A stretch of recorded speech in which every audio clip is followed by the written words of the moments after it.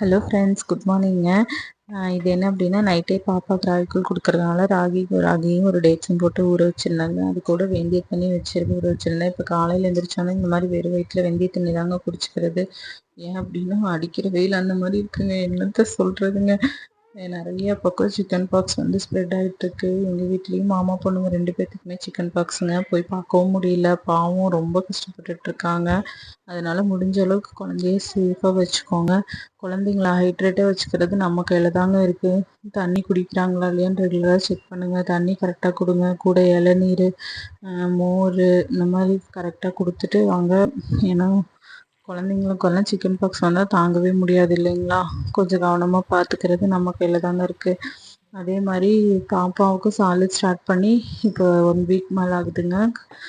ராகிக்கூழ் தான் ஃபஸ்ட்டு ஆரம்பித்தேன். ராகிக்கூழ் தான் இப்போதைக்கு கொடுத்துட்ருக்கேன். டாக்டர் என்ன சொன்னாங்க அப்படின்னா, எந்த ஃபுட் ஸ்டார்ட் பண்ணாலும் ஒரு 3 டேஸ்க்கு கண்டினியூவாக கொடுங்க. அதுக்கு மேலே மறுபடியும் அடுத்த ஃபுட்டை மாற்றி கொடுங்க அந்த மாதிரி சொன்னாங்க.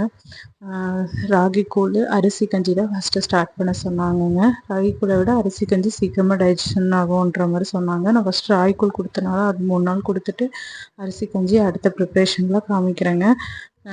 இப்போதைக்கு ராகிக்கூழ் ஃபஸ்ட்டு 2 நாள் துப்பி துப்பி வச்சா குடிக்க மாட்டேன் அப்படின்ற மாதிரி, பிடிக்காத மாதிரி பண்ணால் இப்போ குடிச்சிக்கிறா. அவ்வளோதாங்க. பாய்.